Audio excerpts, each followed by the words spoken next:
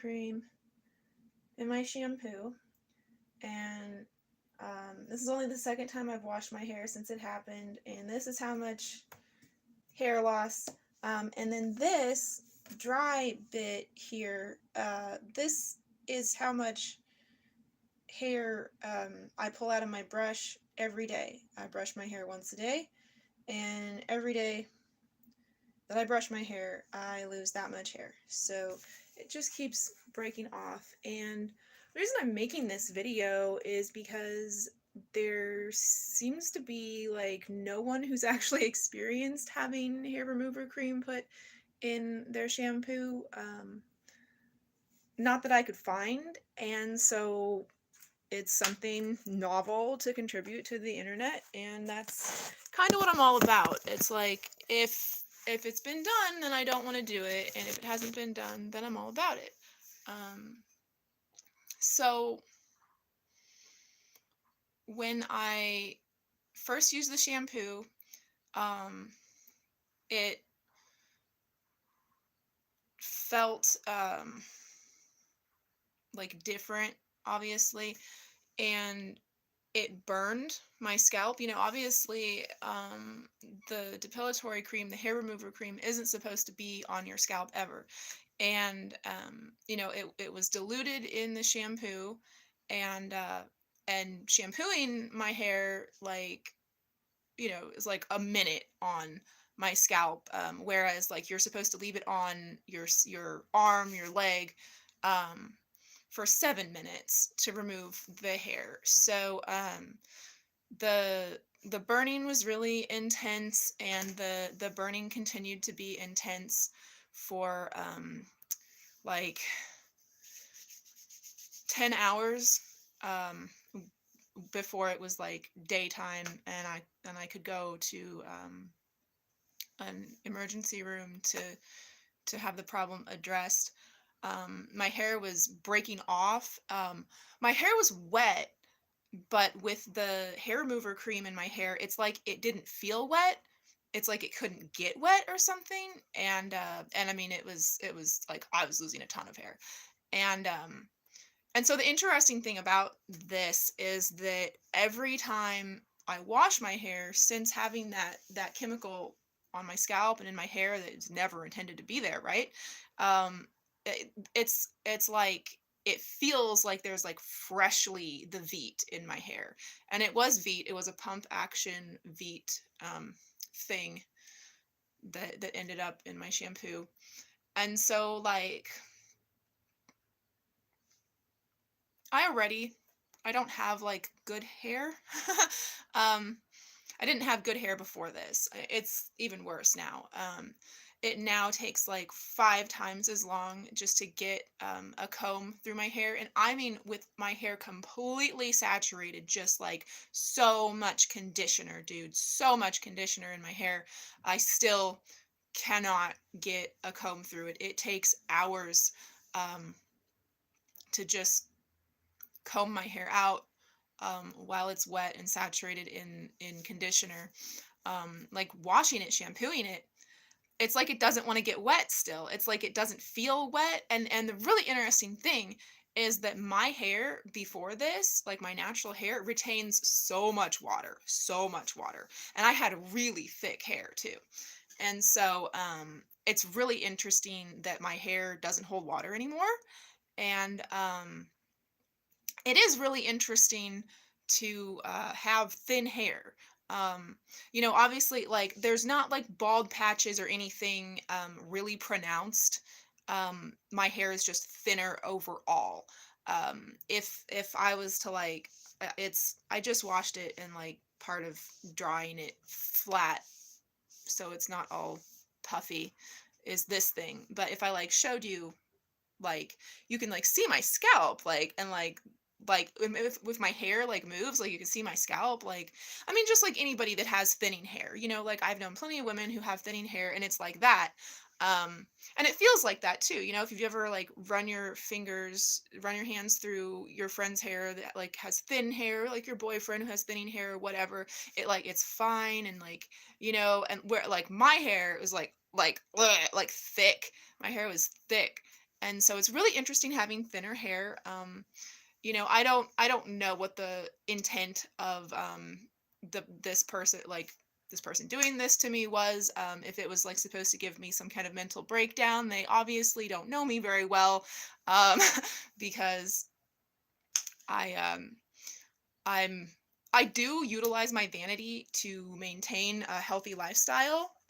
Like drinking water keeps me beautiful, eating the right food. Well, not eating foods that I'm allergic to, like gluten and dairy, like keeps my skin free from redness and blemishes. Um, Gluten also makes my eyebrows fall out, so you know, vanity does serve me. I grew up with very vain role models. And Like the reason that I make that face when I say role models is that like these were not like this is not role modeling to me. Like there are aspects of my mother's personality and my grandmother's personality that like I did emulate, I did learn from, but mostly these women taught me how not to be, honestly. And they were very, very, very vain, very, very vain. And I do not have that vanity. I don't and I mean the other thing is like would I have been that bent out of shape if it like had left my hair like patchy, like bald, and I would have had to just shave my head? Like no.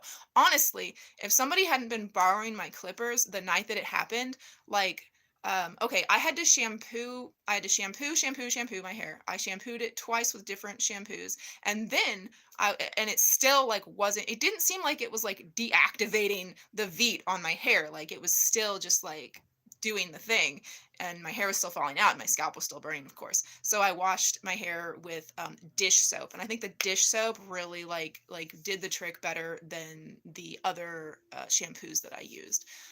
So but like it was just like, I mean, it was just a nightmare. Like there was no getting through it. It didn't even feel like hair. You know, like how your hair feels when it's like super over processed from a bleach job. If you've ever like done that yourself or been like horribly mistreated at a salon, as have I. Um, Kind of gummy like that, but like distinctly different. See, I have so much experience chemically processing my own hair, and I have never experienced damage like that. Of course, I've also not damaged my own hair bleaching it, but I have had like what is the third degree burn? Is it third, second, first, and first is the worst? That makes sense because it rhymes, but like I could be wrong. But like whatever like the minorest burn is from a salon, when I was getting my hair lightened, um that that didn't even feel like this. It's really interesting. Um, so, like it would have sucked. I keep my hair long for my grandma. My grandma, whenever I like, um, had like boy short, like when I've had like all my hair like that short. Um, and I've had mohawks and shaved sides and like all kinds of weird stuff. Whenever I did stuff with my hair and I didn't have long hair, my grandma would be so sad. She would be so upset about it. And it didn't occur to me until like way after the fact, after she had perished actually, which she perished in 2012, as did I. And so like it might have been that she was really blind. She was very blind. She had macular degeneration, and so there's just like it might have helped her to differentiate between um like who she was interacting with.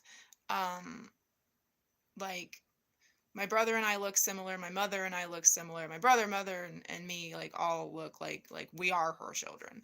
And but more importantly, like I sound like my mother. I sound very much like my mother. In fact, I can imitate her like absolutely flawlessly and have conversations with any of her friends on the phone. um and So that might have been one of the reasons, like just other than, I don't know. I'm just trying to think of like, that it wasn't just like vanity, or like, I don't know, she, like, her wanting to live through me, like she couldn't have long hair anymore. I don't know. But my grandma was always very sad, and so like I want my grandma to be looking down on me from heaven and smiling, and so that's why I do the mullet thing, because I am a physically disabled individual. It is a lot of work. It's a lot of maintenance to have a full head of hair, especially the thick hair that I had before the depilatory cream incident. And so really, like, all that I can handle is the mullet, to have long hair and short hair. It's the best of both worlds. It really is. Um, and otherwise I would have a lot different. I would have a lot different hair. And I don't know. I don't know if I'm like gonna get over that. Um, there's the issue of like this, like, punk mullet was like always my final form. I mean, like, since I was like in first grade kindergarten, like, punk mullet was always my final form. And I'm not sure that it can be anymore, because it's been like so overdone. Um that it's not like distinctive. I don't know. And I guess like the only issue there is that like it really pisses me off whenever I'm out in the world and people are like, "Oh, you look like this like well-known person." Like, that fucking bothers me like so much. It's like, no. I look like me. I'm not an imitator. I'm really not an imitator. There is like so few times that I like take a fashion idea or anything like from the external world. I really insulate and isolate myself from the fashion industry, and also from the music industry. Of course, both of those things are there's darkness there that you don't want to know about. Let's just say that. So there is that is behind that also. But just like, because I am a creative, because I am an artist, um, it kind of pollutes like my natural stream of consciousness to um, allow other artists to expose myself to other artists. um, and yeah, so there's that. um, Given that my hair continues to thin every day I brush it, and every time I wash it, like, I imagine that I'm not going to have like the length of hair very much longer. So yeah. I'm really curious. Like, I'm just like, now it's just like this, like, experiment type of, like, I'm just like such a scientist. I know you are a well-paid scientist. You only talk in facts. You know you're always right because you know how to prove it step by step. PhD to show you're smart with textbook formulas, but you're used up just like a factory hand. Something is wrong here. You won't find it on a shelf. Well paid. You're well trained. You're tied to a rack. Company cut. Okay. Dead Kennedys. I love them. Anyway, so I'm really curious, like, what just a regular, like a 30 volume bleach treatment would how that would react to my hair, which like almost seems to like feel like it's got chemicals in it currently every time it gets wet. Like, will it just like disintegrate? Like, I don't know. Like, so I'm kind of curious about that. Um and Yeah. So I don't know. The reason uh ultimately the reason that I don't bleach and color my hair fun colors like pink and blue and orange primarily, I guess, is what I did, um is that it's a lot of work and I'm physically disabled. And then I don't know, like, like I said, like, I would have just like shaved my head, just like come like all the way.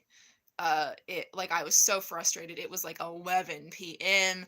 I'd been, um the one of the things is that I have nerve damage. I have severe nerve damage on the right side of my body, and everything I do with the right side of my body, including everything that the right side of my body shares with the left side of my body. So breathing and using my diaphragm to sing, that also hurts. Um, Using my hand, my arm, makes my leg hurt. The that pain is like my leg is being pulled on. It's like it's being wrenched off. It's a distinct twisting and pulling feeling. It's not a clean cut, so it hurts all the way up. Like if your leg was being ripped off of your body, like that. Like that's what it feels like. And so, this is not good that I'm having to use like that. Caring for my hair is now making me use my arm way more and putting me in worse pain. That's not good. So, I don't know. I'm just like once I get my clippers back from whoever's borrowing my clippers, I might just like shave my head. um and that's it's the funny thing. Like people are like, oh, you're so pretty, why do you do that to your hair? It's like, yeah, I am not leaning into pretty. I am not resting on pretty. And I have said this again, and I have said this, and I will say it again, I will keep saying it. I do not post photos of myself where I am resting on the laurels of sexuality. Like, I am trying not to be sexually attractive. I do not want to be viewed as a piece of meat. Okay? And it's really hard because my body's great. I've got a pretty face, whatever. I actually don't think I'm that attractive, but people tell me I'm attractive. Like, I'm not conceited, y'all. I'm convinced, dude. Like, oh my God, I'm so not conceited. I'm convinced. I think I look like a goon. I think I'm hideous. And like I know, like that I look good for my age. No one clocks me older than 24, but like I know what I looked like before. And so like the older I get, like as I age, I just like think like I look worse and worse and worse and worse. Um I'm also not photogenic, and like all the like the filter functions that these phones do, like even now, like it's got some kind of like a filter on my face that's like making things look different. Like it doesn't look like my face. Like this isn't what I look like in the mirror or in real life. Like, and it's unflattering. And that's a weird thing because like it's supposed to be like a beautifying thing. And maybe if I'm holding still and it's smoothing my skin, but like yeah. Yeah, but like as I'm moving and it's trying to compensate for that, it's just creating like inhuman shadows. But anyway, I think I look like a total goon and a monster, and people just like it's actually like really horrible. It's actually really horrible. Like trying to like have a serious conversation with someone and like let's step outside, bro. And well, now we're outside and I don't have to have an uncomfortable fucking mask on, right? And like we start the conversation and like attention is good, eye contact is good, and then I'm like, "Oh, I just got to like get this off." And I take my mask off, and then whoever I'm talking to is just like, "Oh, I'm so struck by your beautiful face. I can't pay attention to what you're saying anymore." Like I'm just, and I know what that feels like. I know what that feels like. Like I understand this human thing now. I didn't have my first crush until last year. So yeah. um, but yeah, like when I'm around that guy, I'm just like I don't know how to think. I don't know what to say. Like I just like you're just like and I guess the interesting thing about that is that like the guy I'm in love with is not like conventionally or objectively like, you know, a dreamboat or anything. Not someone who's like youthful like I am or anything, but just like it's because I'm in love with him that I'm just like all like, oh, like it's you. Like, oh, it's you. I love you. Yeah. Um, so whatever. Like I like whoever like if you love someone, they're beautiful to you, right? Yeah. But it's just him. So The way that it like made my hair break off really unevenly and fall out really unevenly was just like it was bad anyway. So I just totally like butchered my hair. And I don't think I even like it, but it's just hair and it grows back. So I'm not going to sweat it. I am really, really tempted to at least bleach the top part. Because, in the summer, what I usually do is completely shave this, like to the skin. And then I can just draw on my scalp with my eyeshadows. And that's fun for me. It's like way easier than dyeing your hair. And like if you want to have half blue and half pink and then all orange and like spirals and stars, like it's I don't know. It's fun. Um so if it does like all burn up from the bleach edition, like I would just have like my summer style in the winter. Um but yeah. What was that? I'm like talking about hair, talking about hair. My jaw hurts. Um, well, the reason that I went to all of the trouble to bleach my hair and color my hair fantastical colors is because I actually could not stand to look at myself with my natural hair color, because it is the hair color of my father and of my brother, and those are two people in my life that like they're not in my life. They're alive, but they don't want anything to do with me. And it was like painful. And I didn't want that tie to my family also because they're so evil. And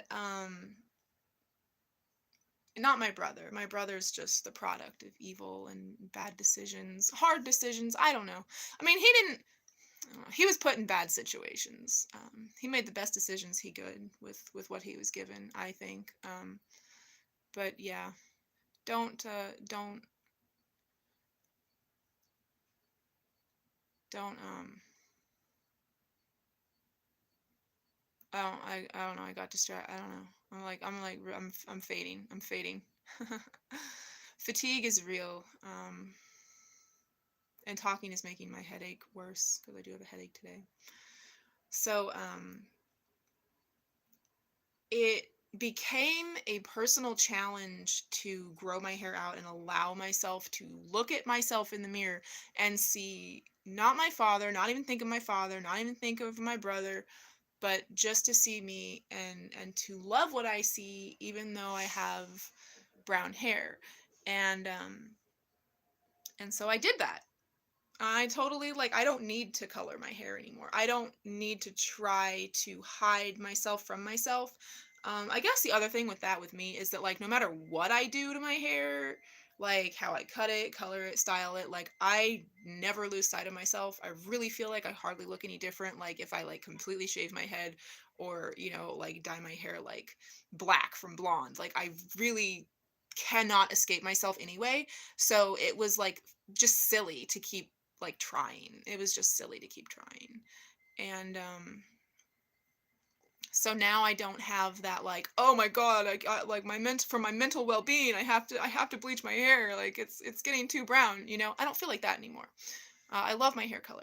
And I am getting older and these are going to be the last few years that I'm going to have this hair color cuz my hair is going to be white. That's just part of life. And I'm looking forward to that. Oh my gosh, I like can't wait to have gray hair. Um the my mom and grandma like just they don't understand at all like what it's like to be free, I guess. Like I don't allow the external world to dictate my my mind. I don't know. And I never have. So like beauty standards be damned. I don't care. um but I recognize that it's that they were programmed with this. They were programmed with this vanity.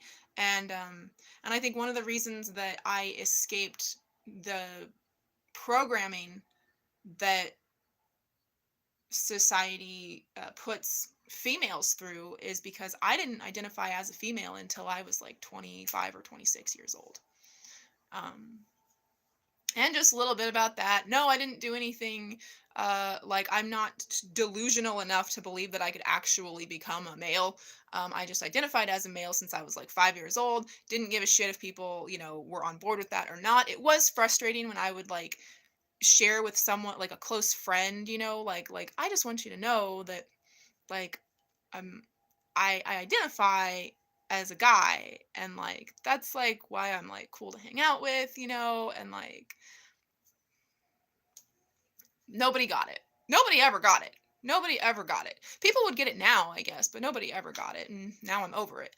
But the I became much more androgynous when my thyroid just decided to die, and it stopped producing all female hormones.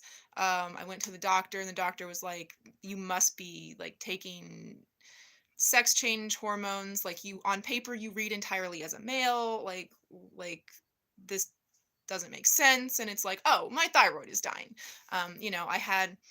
I had a uterine cancer and endometriosis, and I think that like probably what happened is that there was like an overcorrection to reduce estrogen. The supplements I was taking, the foods I was eating, um, or it just like bottomed out. Like, it just like flooded my system with estrogen. I got the deeply infiltrating endometriosis. Die, that's fun. You do feel like you are, by the way. And then the inoperable uterine cancer, and maybe my thyroid just like dumped all of the estrogen out that it could, and it just burned itself out that way.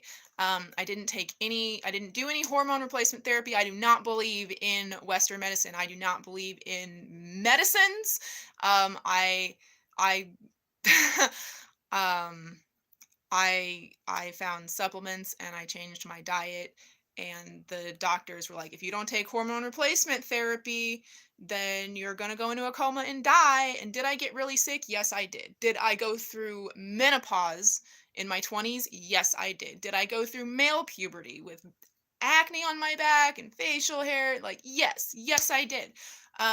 But did I become a slave to the fucking pharmaceutical industry? No, I fucking didn't, and I'm never fucking gonna.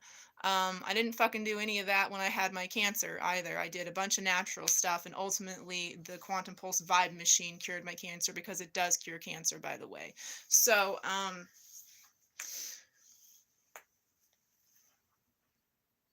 hair.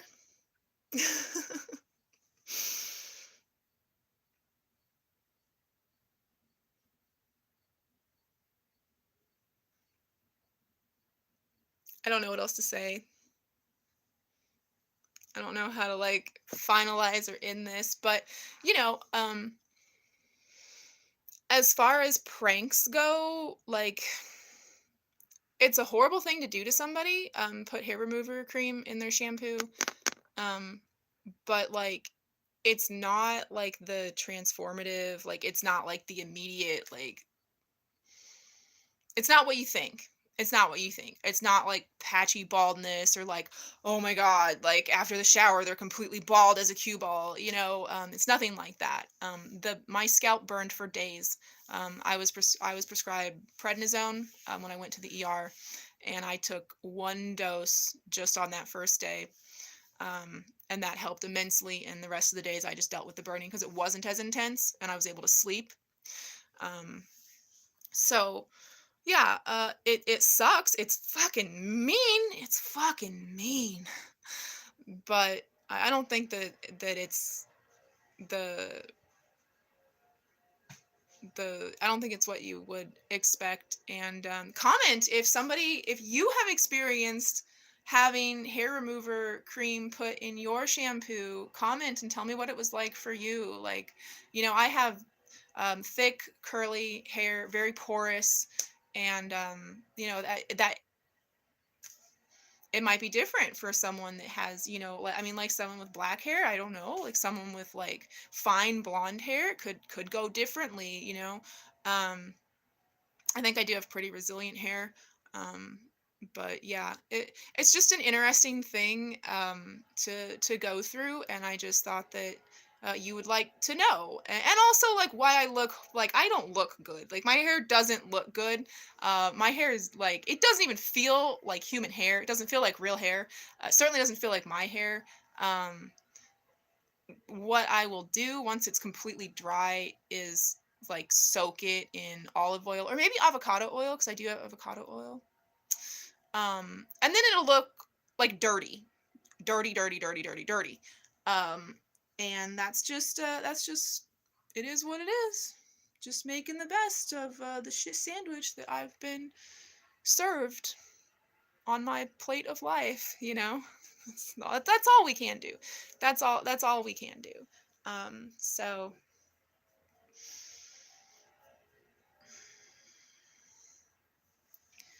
I now have to I have to not look at my phone the rest of the day because this headache. I need to eat like 5 popsicles now. Oh my god.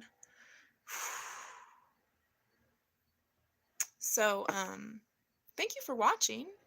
Um, other things that I talk about on my channel are the evolution of human consciousness, mental health, um, like food is medicine. Food is medicine. And Monster High dolls, toys in general. That's all I can think of. So if you dig my vibe, subscribe. I'm Scatterbrat on Instagram. I'm 666 on TikTok, and I'm not even sure what that is right now. Like if it's like SIK, SIX, SICK, but that's what it is. It's sick, like yo, I'm sick, bruh.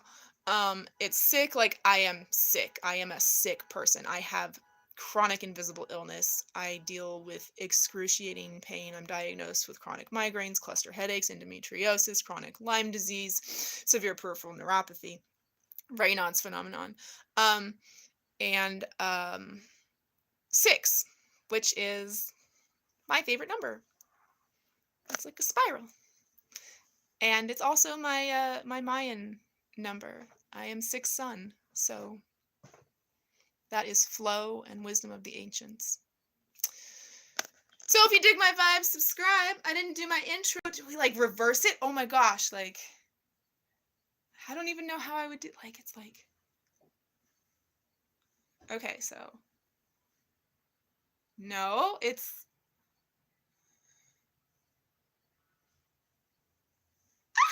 that's crazy. Yeah. But thank you for watching. I sincerely hope no one ever does it to you because it does suck. And if you do have like attachment to your identity like through your hair and if you're like your physical appearance really does like dictate who you feel you are, that it could be devastating. So I truly hope no one ever experiences it. Um, and and you know maybe like if you were thinking about doing it to somebody like it's really it's not it's not like the curse in the craft to the swimmer girl. So, like, you know, whatevs. Love and light. Love and light. Bye bye. I don't, how do I, oh yeah, the X. The X.